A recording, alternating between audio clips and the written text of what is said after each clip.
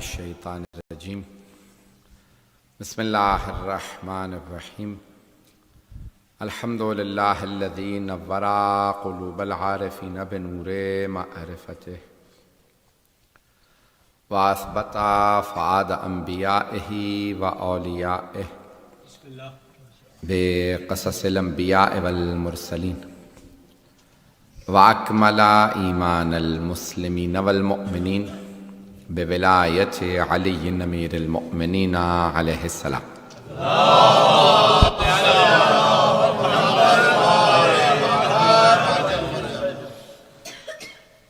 والصلاة والسلام والتحیۃ والاکرام علی افضل الموجودات العبد المؤید والرسول المسدد المصطفى الامجد المحمود الاحمد اعنی ابا القاسم محمد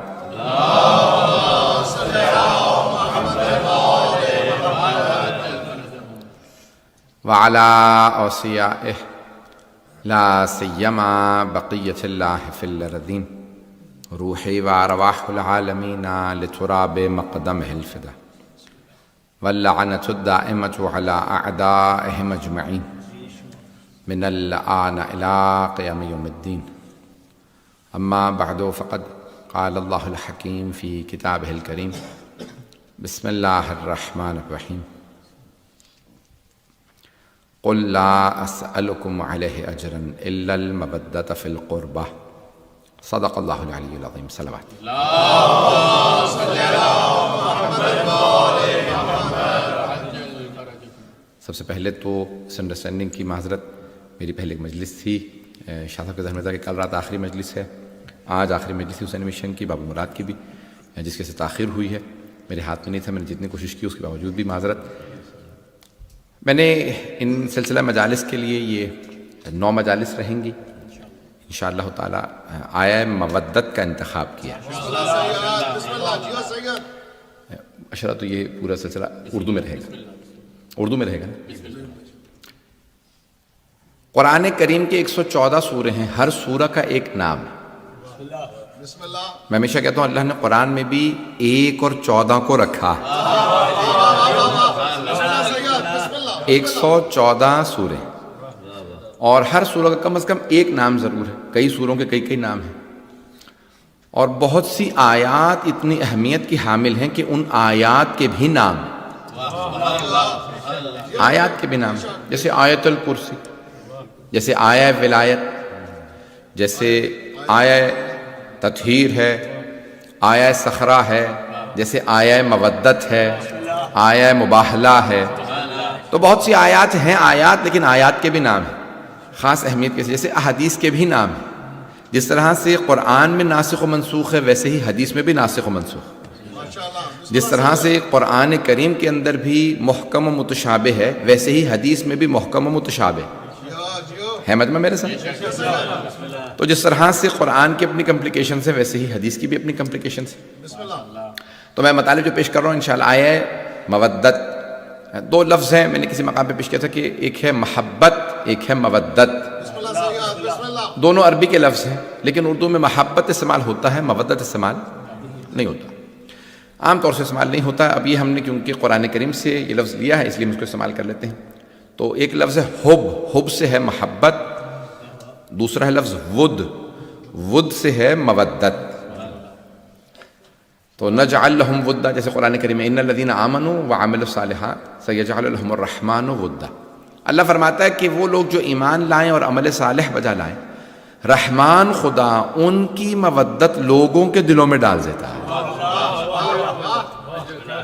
اگر کوئی اللہ والا ہو تو آپ کے دل میں خود بخود اس کا احترام و محبت پیدا ہوگا. اس کا احترام محبت یہ علامت ہے کہ وہ اللہ والا ہے. بات پہنچ رہی ہے جانے کی راہ؟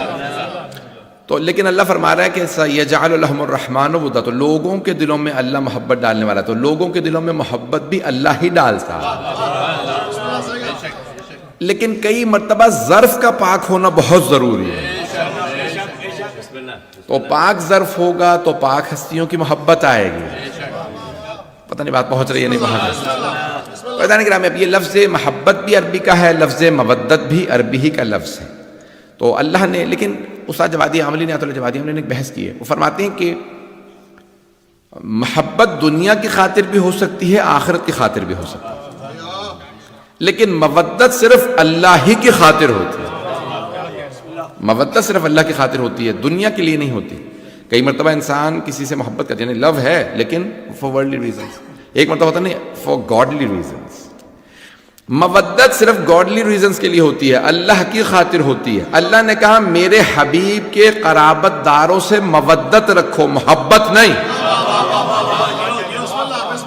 یعنی ذاتی لالچ میں محبت نہ کرنا، اللہ کی خاطر محبت کرنا. یعنی گرامی ایک یہاں پہ پیش کر رہا ہوں، جملہ پیش کر کے آگے بڑھ جاؤں گا فوراً. تو اس لیے شاید زیادہ تر اللہ نے انبیاء کو اور ائمہ علیہ السلام کو زیادہ تر کو نہ حکومت دی نہ زیادہ دولت دی، تاکہ لوگ ان کی حکومت کے ڈر سے ان کو نہ مانیں، دولت کے لالچ میں نہ مانیں. توجہ ہو، بلکہ انہیں چاہیں تو اللہ کی خاطر چاہیں، انہیں چاہیں تو ان کی خاطر چاہیں. جو ان سے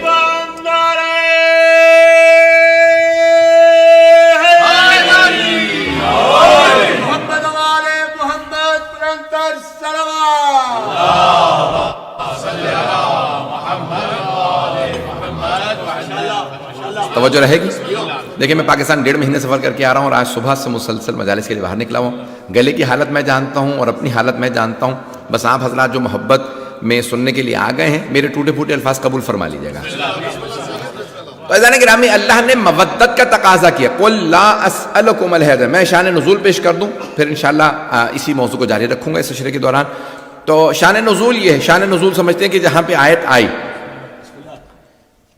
حدیث کا بھی ایک شان نزول ہوتا ہے کہ یہاں پہ حدیث بھئی رسول خدا نے یہ موقع محل تھا، غدیر میں مجمع جمع تھا، وہاں پہ ایک مرتبہ ہاتھوں پہ علی کو اٹھایا کہ من کنت مولا. تو جب بھی آپ پیش کریں گے حدیث من کنت مولا فہذا مولا، تو لوگ پوچھیں کب کہا، کہاں، کس جگہ پہ کہاں، تو آپ واقعہ تاریخ کا بتائیں گے، سب کو واضح ہو جائے گا. یہ شیعہ بچے کو غدیر کا تو پتہ ہے، مباہلہ کا تو پتہ ہے. اسی طرح سے تمام حدیث کا کوئی محل صدور ہوتا ہے کہ جب پیغمبر اسلام نے اس کو فرمایا ہے. There is a place where he has uttered those words. سب جگہ پہ کہنے کا. جیسے مثال کے طور پہ ایک حدیث بنا دی گئی کہ بھی نحن معاشر الانبیاء لا نرث ولا نورث. ہم قوم انبیاء ہیں، نہ ہمارا کوئی وارث ہوتا ہے نہ ہم کسی کے وارث ہوتے ہیں. تو جب پیغمبر اسلام کسی نہ کسی موقع محل پہ کہتے ہیں نا، تو جناب سیدہ نے پوچھا تھا کہ بھی بتاؤ کون سے موقع محل پہ فرمایا تھا پیغمبر نے. پتہ نہیں لوگ ہیں یا نہیں بھائی، کسی موقع محل پہ کہاں ہوگا، تو ذہن میں کچھ بھی نہیں تھا. یعنی ہر چیز کا کوئی نہ کوئی آیت آئی ہے تو کسی موقع محل میں آئی. موقع محل سمجھتے ہیں نا. آپ کہیں گے اس جگہ پہ یہ بات ہوئی تھی، اس آدمی نے یہ جواب دیا. تو اب رسول خدا موقع محل ہے کہ یہ آیت آئی ہے، یہ حدیث اس موقع محل سے سناتے ہیں. تو اب یہ آیت آئی، کہاں پہ آیت نازل ہوئی ہے؟ سورہ شورا کاؤنسل 42 سورہ نمبر 42 ہے، آیت نمبر 23 ہے کہ مدینے کے انصار جمع ہو گئے. انصار جو مدینے والے، مکے والے مہاجر، مدینے والے جمع ہوئے کہ یا رسول اللہ آپ مکے میں تھے، ہم مدینے میں تھے. آپ اگر مدینے نہ آتے تو ہم گمراہ رہ جاتے، نہ ہمیں آخرت ملتی، نہ ہمیں جنت ملتی، نہ ہمیں ہدایت ملتی، نہ قرآن نصیب ہوتا، نہ ہم نمازی بنتے، ہم گمراہ ہی رہ جاتے. تو آپ مدینے تشریف لائے، آپ نے ہمیں ہدایت دے دی. تو یا رسول اللہ ہم بدلے میں آپ کو کچھ اس کی اجرت دینا چاہتے ہیں، کچھ کمپنسیشن دینا چاہتے ہیں. تو آپ جو کہیں، جس قبیلے کی سرداری کہیں وہ قبیلہ آپ کا، جو باغ کہیں وہ آپ کے نام کر دیں گے، جس سواری پہ ہاتھ رکھیں وہ سواری آپ کی، کسی کی تلوار پسند ہو تلوار آپ کی، جو دنیاوی چیز آپ کہیں گے. پیغمبر اسلام ان کی بات سننے کے بعد مسکرانے لگے. سورہ شعراء دوسرے سورہ اٹھا کے دیکھیے. دیگر انبیاء کے پاس بھی جب قومیں ہدایت پا گئی نا تو گئیں، اور جانے کے بعد کہا کہ بھئی ہم آپ کے لیے کچھ کرنا چاہتے ہیں. تو سارے انبیاء نے ایک ہی جواب دیا، ان اجریہ الا علی اللہ. میرا اجر صرف اللہ پہ ہے، تم سے کچھ نہیں چاہیے. توجہ ہو، کچھ نہیں چاہیے، امت سے کچھ نہیں چاہیے. میرا اجر اللہ کے پاس ہے، آپ سے کوئی اجرت نہیں چاہیے، کمپنسیشن نہیں چاہیے. مجھے اللہ سے اجر، اس نے نبی بنایا، مجھے اسی سے اجر چاہیے، امت سے کچھ نہیں چاہیے. جب چھوٹے چھوٹے انبیاء اپنی امتوں کو جواب دیتے رہے کہ کچھ نہیں چاہیے امت سے، جو چاہیے اللہ سے چاہیے، تو سردار انبیاء کیسے ممکن تھا کہ کہتے مجھے اجرت چاہیے؟ تو اب یہاں رسول خدا نے نہیں مانگا، یہاں رسول خدا نے نہیں فرمایا کہ مجھے یہ چاہیے، یہاں اللہ نے کہا قل، اے میرے حبیب کہہ دیجئے۔ تو 132 مرتبہ 132 ٹائمز لفظ قل آیا ہے۔ جب کسی نے کچھ پوچھا تو پیغمبر سے اللہ نے کہا جواب میں یہ فرما دیجئے، جب لوگ کچھ سوال کرتے تھے تو آپ جواب میں کہتے تھے۔ بات واضح ہو رہی ہے؟ بھئی مثال کے طور پہ لوگوں نے کہا بھئی ہمارا جو یہ بت، ہمارے 4000 بت تھے، تو کہا بھئی لات ایسا ہے، عزا ایسا ہے، حبل ایسا ہے، سارے کے سارے انہوں نے بنا رکھے تھے، لات منات حبل عزا، سب کے سب ہم نے نام رکھے ہیں، یہ ہمارے بت ایسے ہیں، ذرا بتائیں آپ کا خدا کیسا؟ تو اللہ نے کہا قل هو اللہ احد۔ بات پہنچ رہی ہے جانے گرامی؟ اللہ الصمد لم یلد ولم یولد ولم یکن لہ کفوا احد۔ اے میرے حبیب کہہ دیجئے وہ اللہ ایک ہے، وہ بے نیاز ہے، نہ وہ کسی کا باپ نہ کسی کا بیٹا، ولم یکن لہ کفوا احد، اس کا کوئی ہم پلہ نہیں، کف نہیں ہے۔ رسول خدا نے فرمایا تھا اگر علی نہ ہوتے تو فاطمہ کا کوئی کف نہ ہوتا۔ بات واضح ہو رہی ہے نہیں ہے؟ تو اللہ فرمایا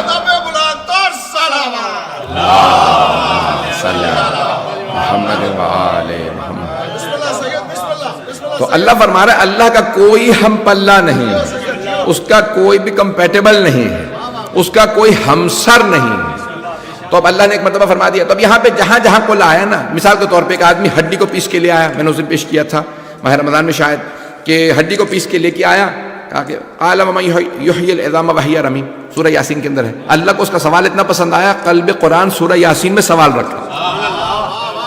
کیلشیم کی ہوتی ہے ہڈی، تو اس نے ہڈی کو پیسا اور ایک مرتبہ رسول خدا کے سامنے لایا، قال من یحیی العظام، ان ہڈیوں کو کون زندہ کرے گا، وہی رمیم، جبکہ یہ پاؤڈر بن چکی ہیں۔ اور اس نے پاؤڈر بعد میں کہا، پہلے پھونک ماری اور سب کو اڑا دیا، کہا کہ ومن یخلق العظام وہی رمیم، یہ خاکستر ہے، اسے کون؟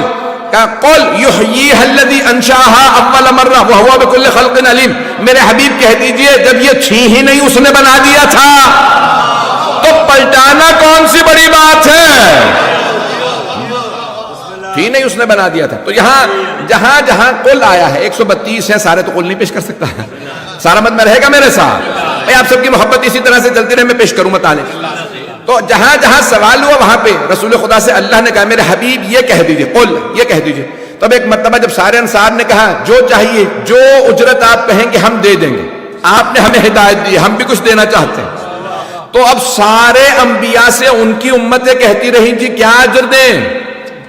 سب نے منع کر دیا۔ اللہ نے کہا نہیں، منع کر دو، اجر میرے پہ ہے۔ نہیں ہے، سارا مجمع نہیں ہے۔ اللہ نے جناب آدم، جناب نوح، ابراہیم، موسیٰ، اسے سب جگہ منع کرتے رہو، میرے پہ ہے اجر، اجر میرے پہ، میرے پہ، میرے پہ۔ اب میں بتاتا ہوں ہے کیا وہ جو اجر مجھ پہ تھا، قل لا اسألکم علیہ اجرا الا المودۃ فی القربى۔ سارے انبیاء کی رسالتوں کی زحمت کی اجرت یہ ہے کہ محمد کے قرابت داروں سے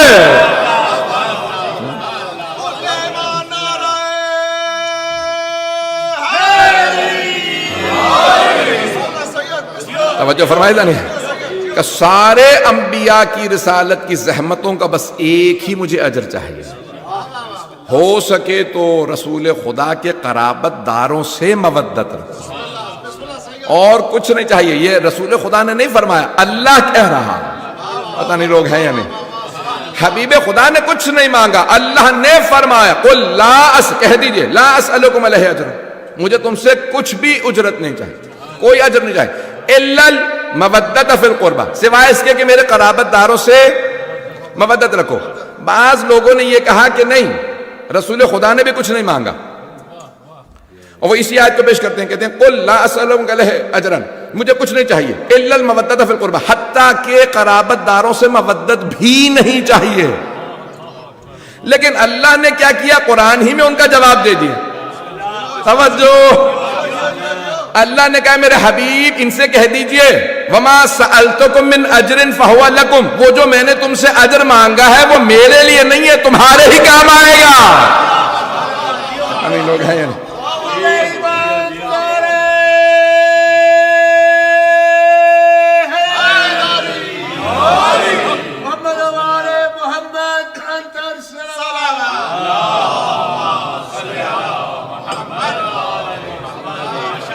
توجہ فرمائی جانے کی راہ میں جتنے بھی اشکالات وارد کیے جائیں گے جواب دینا ہماری ذمہ داری.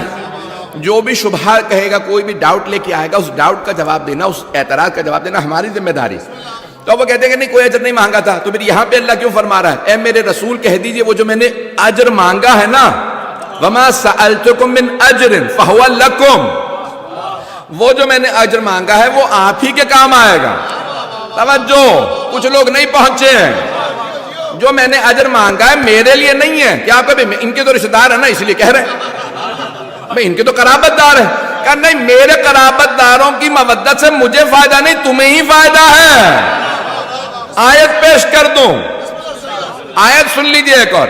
اللہ فرماتا ہے ان احسنتم احسنتم لانفسکم اگر تم کوئی حسن کرو کوئی اچھا کام کرو تو اپنے ہی لیے کیا اللہ کو کوئی فائدہ نہیں ہے مجمع پھر بھی اللہ فرماتا ان احسنتم احسنتم لانفسکم اگر کوئی بھی نیکی کرو تمہارے ہی کام آئے گی. نمازیں پڑھو گے اللہ بڑا نہیں ہو جائے گا تمہارے کام آئیں گی.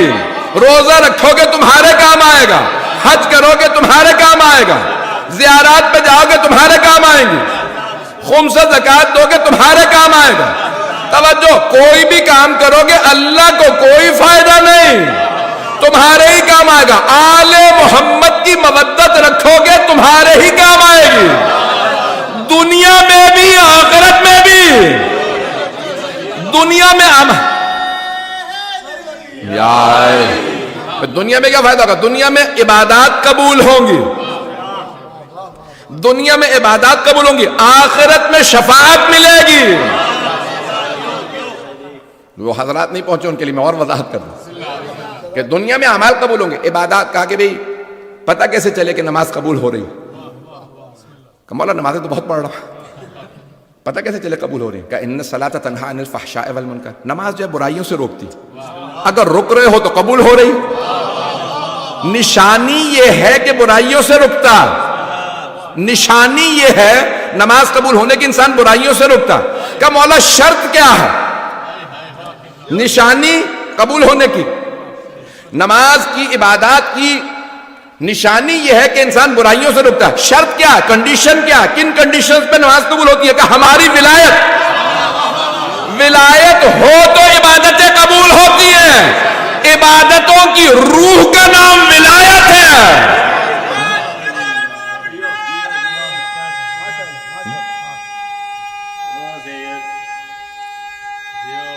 ماشاءاللہ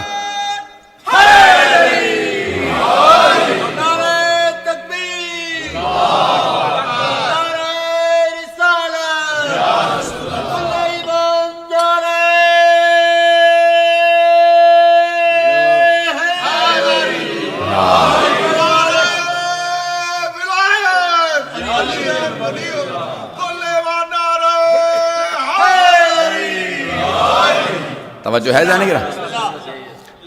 جانے کی رامی یہ ولایت روح ہے ولایت روح ہے عبادات کی روح کا نام ولایت.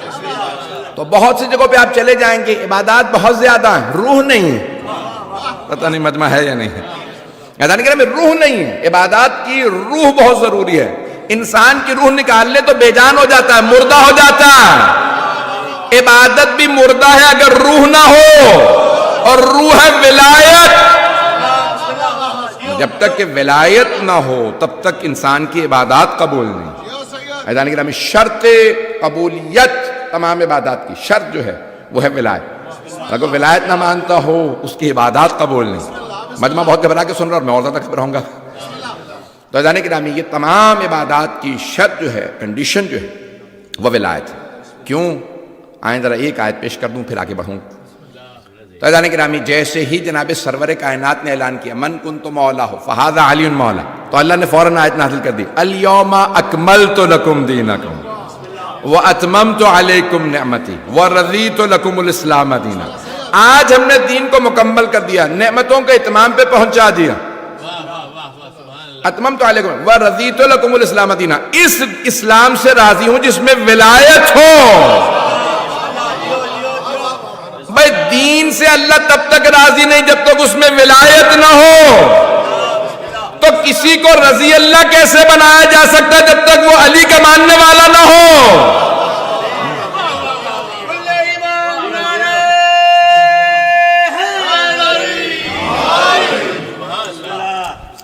باہر بہت بارش ہو رہی تھی اور اندر جو ہے حرارت ہے مومنین کے ایمان کی۔ فیضان گرامی یہ ولایت کے بغیر، اب یہاں پر سرور کائنات نے مودت کا تقاضا کیا، مودت کا تقاضا۔ سارا مجمع میرے ساتھ چلے گا، مجھے بہت زیادہ زحمت نہیں دینی، جہاں تک آپ چلیں گے میں وہاں تک پیش کروں گا۔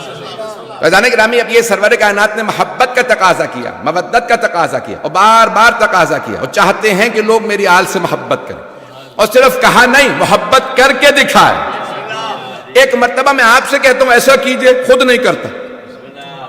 بھئی ایک مرتبہ کوئی بزرگ ہے، وہ کہتا ہے بھئی آپ جائیے جا کے لوگوں کو تبلیغ کیجئے، جائیے جا کے جہاد کیجئے، جائیے جا کے یہ، وہ خود نہیں کر سکتا۔ لیکن سرور کائنات نے کوئی ایسا کام نہیں کہا جو خود نہ کیا ہو۔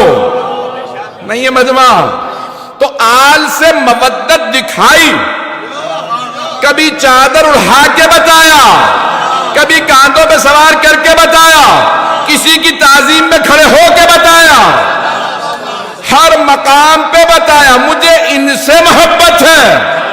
انہم منی وانا منہم، یہ مجھ سے میں ان سے ہوں۔ یہاں تک کہ ازواج فرماتی ہیں کہ رسول خدا کو کسی سے اتنی محبت نہیں تھی جتنی علی و فاطمہ حسن حسین سے محبت۔ بھئی امہات المومنین تو جانتی تھی نا، بھئی گھر والی نہیں جانتی ہوگی تو اور کون جانتا ہو؟ فیضان کرام امہات المومنین سے پوچھا کہ سب سے زیادہ کس سے محبت تھی؟ سرور کائنات کو سب سے زیادہ فاطمہ سے۔ کہ جب سفر میں جانے لگتے تو سب سے آخر میں فاطمہ سے ملتے، سفر سے واپس آتے رسول خدا تو سب سے پہلے سیدہ سے ملتے۔ تو ایک ام المومنین نے کہا یا رسول اللہ جب جانے لگتے ہیں تو آخر میں فاطمہ سے، اور جب واپس آتے ہیں تو سب سے پہلے۔ کہا میں چاہتا ہوں میری اور فاطمہ کی جدائی سب سے کم۔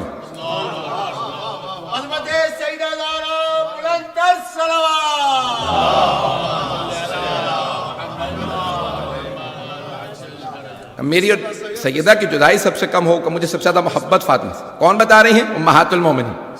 کون؟ امہات المومنین کہتی ہیں سب سے زیادہ رسول خدا کو محبت تھی جناب سیدہ سے۔ کہتے تھے میری اور سیدہ کی جدائی سب سے کم رہے۔ توجہ، میں ساری امت سے کہوں گا ملاؤں کی نہ ماننا، ماں کی مان لو۔ ماں نے بتایا ہے رسول خدا کو، بات پہنچی ہے نہیں پہنچی؟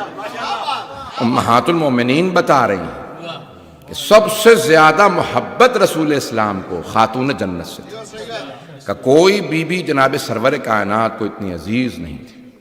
کہ کلما، ایک اور کلما دخل علیہ فاطمہ، یہ میں نے پہلے بھی پیش کی، جب جب سیدہ رسالت کی بزم میں آتی آما الیہا، تو رسالت میں آپ ان کی تعظیم میں کھڑے ہو جائیں، آما الیہا۔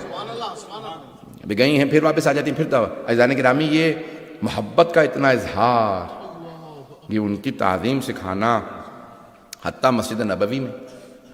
ایک اور جملہ کہوں گا، ہر چیز کے لیے ایک موقع محل ہوتا ہے۔ مسجد عبادت کی جگہ، بھئی آپ عبادت کرنا چاہیں گے تو مسجد میں آ جائیں، ہے یا نہیں ہے؟ تھوڑا ہاں ہوں کرتے نا تاکہ مجھے پتہ چلے۔ مسجد عبادت کی جگہ، انسان عبادت کرنا چاہے گا مسجد میں آ گیا۔ مجھے اپنے بچوں پہ لاڈ آ رہا، مجھے بچوں پہ پیار کا اظہار کرنا، تو اس کی جگہ گھر، میں اپنے بچوں کو خوب پیار کروں گا، میرے بچے۔ عزیزان کرام اب کی جگہ گھر ہے، مسجد ہے عبادت کی جگہ۔ اگر رسول خدا مسجد میں حسنین کے بوسے دیں، سیدہ کی تعظیم میں کھڑے ہو جائیں، تو یہ اظہار محبت نہیں ہے، صحابہ کو عبادت سکھا رہے ہیں۔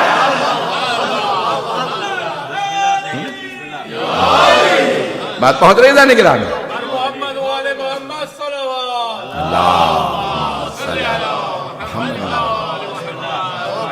بات پہنچ رہی ہے جانے کے رانے؟ اب اگر سرور کائنات مسجد میں، مسجد نبوی میں بار بار چومے نواسوں، تو یہ چوم کے اظہار محبت نہیں کر رہے بلکہ عبادت سکھا رہے ہیں۔ حسنین کے بوسے دینا عبادت ہے، سیدہ کی تعظیم کرنا عین عبادت ہے، علی سے محبت کا اظہار عین عبادت ہے۔ تو سرور کائنات عبادت سے کہا مسجد عبادت کی جگہ، اگر بات پہنچ رہی ہو میری، مسجد عبادت کی جگہ عزیزان گرامی، اس عبادت. اچھا پھر کہا اپنے اپنے بچوں سے پیار کرو، ان کو چومو، صرف کہا ہی نہیں، کر کے دکھایا. لائے آغوش میں نے یہ جملہ ہمیشہ پڑھا کہ آغوش میں لائے امام حسین علیہ السلام، مسجد نبوی ممبر پہ لیا اور پھر چومنا شروع کیا، اور چوما ہاتھوں کو، گلے کو، سینے کو، پیشانی کو، لبوں کو چوما، اور پھر چومنے کے بعد ایک مرتبہ ہاتھوں کو بلند کر کے اللہم انی احب حسین، پروردگارہ مجھے حسین سے بڑی محبت. پروردگار کو بتا اللہم انی احب حسین، صحابہ کا مجمع اللہم انی احب حسین، چند مہینے کے امام حسین علیہ السلام، پروردگارہ مجھے حسین سے بڑی محبت ہے. فاحب من احب حسین، تو اس سے محبت کر جو حسین سے محبت کرے. کتنے بڑے جملے ہیں جناب سے. پروردگارہ تو اس سے محبت کر جو حسین سے محبت کرے. اب سمجھ میں آیا ہم کیوں اتنی محبت کرتے ہیں حسین ابن علی سے. ہم یہ چاہتے ہیں کہ محبوب خدا کا جو محبوب ہو اس سے محبت کرو تاکہ اللہ کے محبوب بن جاؤ اور اللہ کے محبوب بن جاؤ. کیونکہ حبیب خدا کی دعا کسی حالت میں رد نہیں. سب سے بڑی علامت ہی معصوم کی، نبی اور امام کی یہ ہے کہ ان کی ہر دعا قبول ہوتی ہے. انہوں نے دعا کی ہے پروردگارہ تو اس سے محبت کر جو حسین سے محبت کرے. تو اس کا مطلب ہے پھر اللہ محبت کرتا ہے نا اس سے جس سے حسین سے محبت کرے. تو اس لیے ہم بھی حسین ابن علی سے محبت کرتے ہیں، جس سے اللہ بھی محبت کرے، رسول بھی، پنجتن، سب کے سب محبتوں کے مرکز کا نام حسین. اور آج چہلم تھا پوری دنیا کے اندر لوگوں نے اہتمام کیا. تفصیل سے پیش کرنا چاہتا ہوں. تو کتنی محبت کا رسول خدا نے محبت کا اظہار کیا، اللہ نے محبت کا اظہار کیا. یہاں تک ہے کہ خود جب جناب سید الشہداء نے کہا نا حل من ناصر ینصر، تو خود پہلے اللہ نے کہا اے حسین اگر آپ کہیں میں امتحان ٹال دوں، کہ پروردگارہ جو میں نے بچپنے میں وعدہ کیا تھا میں وعدے پہ باقی ہوں، میں اپنا وعدہ پورا کروں گا. پھر ایک مرتبہ پھر دوبارہ کہا حل من ناصر ینصر، ہے کوئی جو ہماری مدد کے لیے آنا چاہے. جب رسول خدا نے آغوش میں لیا تھا ایک اور بہت زیادہ حدیث ہے امام حسین سے متعلق، میں دیکھ رہا ہوں آنکھوں میں آنسو ہیں، میں تفصیل سے آج پڑھنا چاہتا ہوں. 40 ہے. ایک مقام پہ جناب سید الشہداء 3 یا 4 برس کے، آپ جانتے ہیں نا عرب، میں نے بھی لمبا کرتا پہن رکھا ہے، نظر نہیں آئے گا، عرب لمبا کرتا پہنتے. تو جناب سید الشہداء کو نیا کرتا پہنایا جناب سید، لمبا کرتا پہنا عربوں کا، اور فوراً کا نانا کو دکھا کے لاؤ. آپ جانتے ہیں نا بیٹیوں کو باپ سے بڑی محبت ہوتی. تو جناب سیدہ نے فوراً کہا نانا کو دکھا کے لاؤ. بی بی کو اپنے بابا سے بہت محبت تھی، جناب رسول خدا سے بہت محبت. تو فوراً بی بی فرمانے لگی میرے لال اپنے نانا کو کرتا نیا دکھا کے لا. اچھا کرتا لمبا تھا. تو جناب سید الشہداء دوڑتے ہوئے آ رہے تھے نانا سے ملنے، تو آپ کے پاؤں الجھنے لگے کرتے سے. سید الشہداء پاؤں الجھ رہا ہے، رسول خدا ممبر پہ. آپ نے خطبے کو روکا اور بہت تیزی سے آگے بڑھے میرا نواسہ گر نہ جائے. اپنے ہاتھوں کو باہوں کو بچھا دیا، میرا نواسہ میرا لال گر نہ جائے. اور جیسے گرے تو رسول خدا کی آغوش میں، تو آپ نے فوراً آغوش میں لیا، چوما، پیار کیا، گلے لگائے، اور فوراً جا کے ممبر پہ لیا، گود میں بٹھایا اور کہا ہذا حسین فاعرفہ، یہ میرا حسین ہے. کس کو تعارف کروا رہے ہیں؟ صحابہ کو. کہا ہذا حسین فاعرفہ، یہ حسین ہے، اسے پہچان لو. اور بہت ایک طویل حدیث کا ہی آخر میں کہا فانصروا، اگر یہ کبھی مدد کے لیے پکارے فانصروا ہو تو اس کی مدد کو ضرور جانا. اب جناب سید الشہداء کے الفاظ گونج رہے تھے حل من ناصر ینصرنا، اور رسول خدا کی آواز بھی آ رہی تھی فانصروا، اس کی مدد ضرور کرنا. میں کہوں گا یا رسول اللہ، جب مدینے میں 3 برس کے تھے نا سید الشہداء اور گرنے لگے تو آپ نے اپنی باہیں پھیلا دی تھی. یا رسول اللہ اب میدان کربلا ہے، حسین ابن علی آپ کی سواری سے، آپ کے گھوڑے مرتجس سے زمین پہ آنے والے. آپ نے دیکھا ہے کہ اکثر مرد جوان ہو نا، اگر لڑکا ہے مرد ہے، اگر خدا نہ خاصا چوٹ لگے نا تو فوراً باپ کو بلائے گا. جوان ہے اگر تو باپ کو بلائے گا، سن رسیدہ ہے تو بھائی کو بلائے گا، بوڑھا ہے تو بیٹے کو آواز دے گا. لیکن خدا کی قسم جب میدان کربلا میں سید الشہداء گرے نا، نہ نانا کو پکارا، نہ بابا کو، نہ کسی بھائی کو، نہ بیٹے کو. جب گرنے لگے تو آواز دی اماں.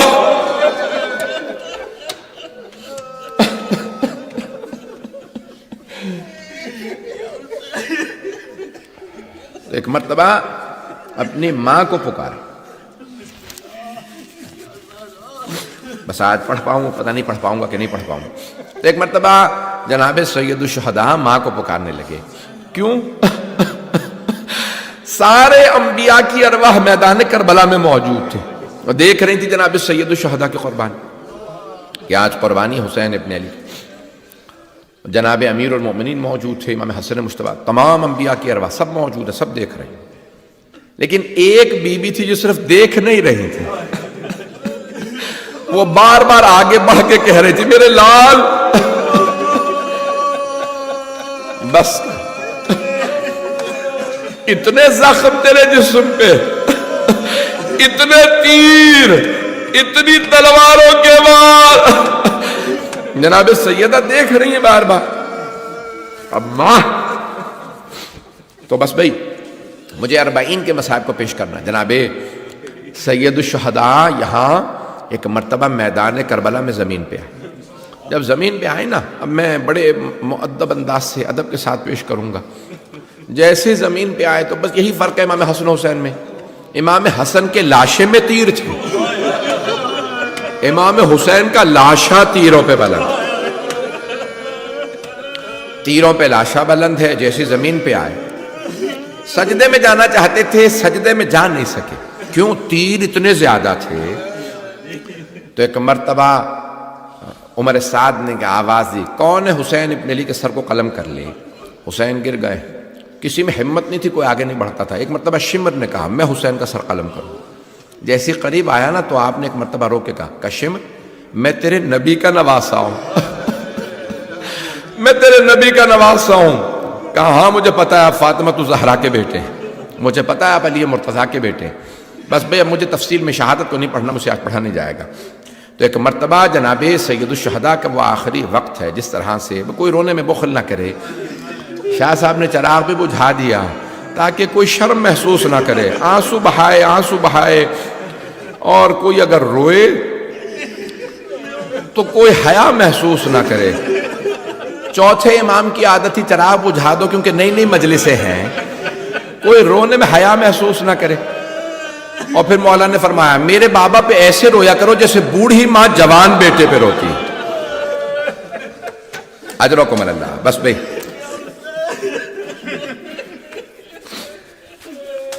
عجیب غریب کیفیت ہو گئی ہے، پڑھا نہیں جا رہا بالکل. آئیں ذرا کچھ دیر کے لیے کربلا چلے. کربلا سے شام چلتے ہیں. وہاں بیویوں کو رہائی مل رہی ہے. جب رہائی ملتی ہے، آپ نے دیکھا قیدی جب رہا ہوتے ہیں تو خوشی مناتے ہیں، لیکن جب آل محمد کی بیویوں کو رہائی ملی تو سب رونے لگی. شاید ان کے قید میں رونے پہ بھی پابندی تھی، اس لیے رہائی ملتے ہی سب بیویاں رونے لگی. اپنے اپنے شہداء کو یاد کر کے رو رہی تھی. کوئی بی بی آواز دیتی واہ علی اکبرہ، ساری بیویاں رونے لگتی. پھر دوسری بی بی آواز دیتی واہ قاسمہ. پھر ایک بی بی آواز دیتی واہ عباسہ. پھر ایک بی بی دھیمی آواز میں کہتی واہ علی اصغرہ. جب سب بیویاں خاموش ہو جاتی تو جناب زینب فرماتی واہ حسینہ، واہ حسینہ. سب دوبارہ رونے لگتی ہیں. اجرکم اللہ، اجرکم اللہ. بس بھئی 4 سے 5 منٹ 10 منٹ کی زحمت دوں گا. رونے میں بخل نہ کیجئے گا. آپ کے رونے پہ کوئی پابندی تو نہیں ہے. جب آپ روتے ہیں تو کوئی تازیانے تو نہیں مارتا. بس بھی ایک مرتبہ بیویاں رو رہی ہیں. مولا سجاد نے کہا یزیدیوں سے کہا یزید سے کہو کہ شہداء کے سر واپس کر دو. ایک مرتبہ شہداء کے سر واپس آنے لگے. پہلا جو سر آیا بڑا ننھا سا سر تھا. جناب رباب نے علی اصغر کا سر دیکھا اور رو کے فرمانے لگی علی اصغر اب مثلوں کا تنہر. بیٹا کیا آپ جیسے بچوں کو بھی نہر کیا جاتا ہے؟ علی اصغر اونٹوں کو نہر کیا جاتا ہے. اتنے میں ایک سر آیا، بہت خوبصورت سر تھا. جناب لیلا نے سر کو دیکھا، کہا علی اکبر بیٹا آپ کے بغیر ماں کا جینا بڑا مشکل ہے. اگر دیکھ سکے تو دیکھیے گا، نہیں تو آنکھیں بند کر کے ذرا شام چلیے میرے ساتھ۔ اتنے میں ایک سر آیا، اس سر کو نیزے سے نہیں اتارا گیا تھا، اسے ایک تھیلے سے نکالا گیا تھا۔ پوچھا یہ کس کا سر ہے؟ کہا یہ عباس ابن علی کا سر۔ کہا اسے نیزے پہ کیوں بلند نہیں کیا؟ کہا اس میں اتنے گرز مارے گئے تھے۔ اجرکم اللہ، اجرکم اللہ۔ اتنے میں ایک آدمی 2 سر اور لے کے آیا، ان 2 سروں کا لانا تھا۔ سب بیویوں نے جناب زینب کبریٰ کو دیکھا، بی بی نے سروں کو دیکھا پھر سر جھکا لیا۔ آنے والے نے سوال کیا ان 2 سروں کی وارثہ کون؟ سب بیویوں نے جناب زینب کو دیکھا، بی بی نے کوئی جواب نہیں دیا۔ اس نے دوبارہ پوچھا، پھر ایک مرتبہ کہا مجھے اتنا بتا دو کیا ان 2 سروں کی وارثہ خیموں میں جل کے مر گئی ہے؟ اب جناب فضہ سے رہا نہیں گیا، کہا لاؤ یہ 2 سر مجھے دے دو، یہ میری آقا زادی کے بیٹے ہیں۔ کہا بی بی بیٹوں سے ودا تو کر لیجئے۔ کہا فضہ میں علی کی بیٹی ہوں، صدقہ دے کے واپس نہیں لیتی، میں نے حسین کا صدقہ دے دیا۔ بس بھئی شہداء کے سر آ رہے تھے، اتنے میں ایک سر آیا، ساری بیبیاں تعظیم میں کھڑی ہو گئی۔ جناب زینب آگے بڑھی، اپنے برقعے کا دامن پھیلایا، کہا لاؤ میرے ماں جائے کا سر مجھے دے دو۔ جیسے ہی جناب زینب نے مولا حسین کا سر لیا، بیویوں نے حلقہ باندھا، واہ حسین، ماتم شروع ہو گیا۔ بس بھئی مولا سجاد نے کہا یزید شہداء کے جو تبرکات ہیں نا وہ بھی واپس کر دو، جو تم نے تبرکات لوٹے تھے، پہلے جو چادر واپس آئی وہ چادر تطہیر تھی۔ نہیں پڑھتا سارے مصائب، اگر دیکھ سکے ایک آخری جملے کے لیے میری طرف دیکھیے گا۔ اتنے میں 2 چھوٹی چھوٹی بالیاں آ گئی، ایک بی بی تڑپنے لگی، جس بی بی کی بالیاں تھی وہ نہیں رہی۔ اجرکم اللہ۔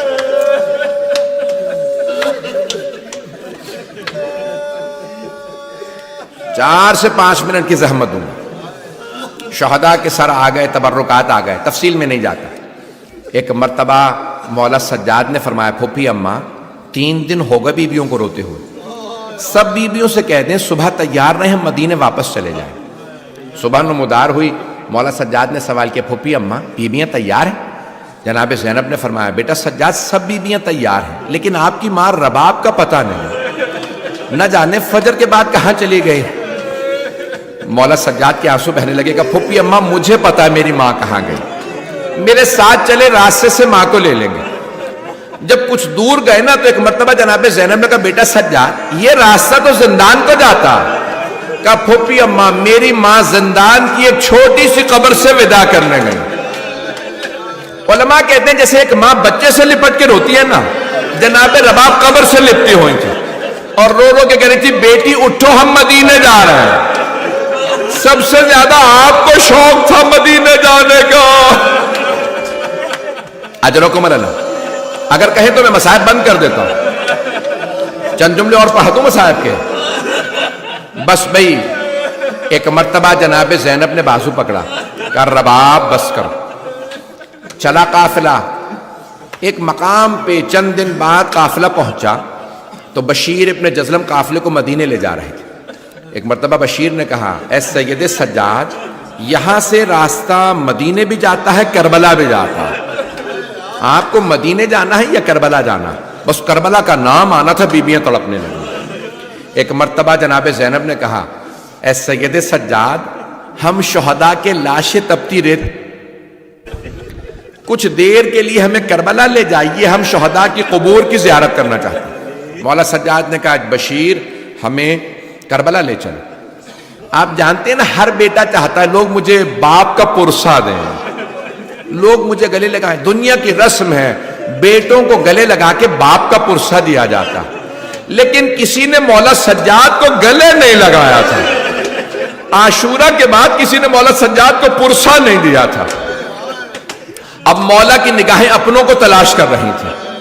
ایک مرتبہ جب جناب جابر پہنچ چکے تھے کربلا میں، روزے 40 سب سے پہلے وہ پہنچے تھے، اچانک انہیں محسوس ہوا ایک قافلے کے آنے کی آہٹ محسوس ہو رہی۔ تو ایک مرتبہ اپنے غلام سے کہنے لگے ایک قافلہ آ رہا ہے، اگر یہ میرے مولا سجاد کا قافلہ ہوا نا میں تجھے آزاد کر دوں گا۔ تو غلام نے پوچھا کوئی نشانی بتائیے اپنے مولا کی۔ کہا میرے مولا 24 برس کے جوان ہیں، میرے مولا بڑے قد آور ہیں، بہت خوبصورت ہیں۔ کچھ دیر غلام دیکھتا رہا، پھر کہا نہیں یہ آپ کے مولا نہیں. کہا کیوں؟ کہ یہ جو آ رہا ہے اس کی داڑھی سفید ہے، کمر جھکی ہوئی ہے. کہا یہ آپ کے مولا نہیں ہے. میرے طرف دیکھے گا، آخری جملے پیش کر رہا. مولا سجاد کی نگاہیں کسی اپنے کو تلاش کر رہی تھی. جیسے ہی جناب جابر کو دیکھا، انتظار نہیں کیا مجھے پرسا دے، خود ہی آگے بڑھے جناب جابر کو گلے لگا. کہا جابر ہاں ہونا قتلا رجالنا، اے جابر یہاں ہمارے مردوں کے گلے کاٹے گئے. جابر میری پھپھیوں کی چادریں چھینے گئے. جابر میری چھوٹی سی بہن کو تماچے لگے. جابر میرے گلے میں توق ڈالا گیا. جابر ہمیں شام و کوفہ کے بازاروں میں لے جایا گیا. جابر ہم شرابی کے دربار گئے. جناب جابر بہت روئے. ایک مرتبہ مولا سجاد نے کہا جابر اگر کچھ دیر کے لیے آپ دور چلے جائیے. جناب جابر نے کہا مولا میں نابینا ہو چکا ہوں، میں کچھ دیکھ نہیں سکتا. مولا میں جانتا ہوں آپ کی پھپھیاں پردادار ہیں لیکن میں دیکھ نہیں سکتا. مولا نے کہا جابر آپ دیکھ نہیں سکتے، سن تو سکتے، میری پھپھیاں بین کریں گی. ایک مرتبہ جناب زینب نے آواز دی بھیا ہم لٹ کے آ گئے، ہمارا کچھ باقی نہیں رہا، ہمارے بچے مارے گئے. الا لعنت اللہ علی القوم الظالمین وسیعلم الذین ظلموا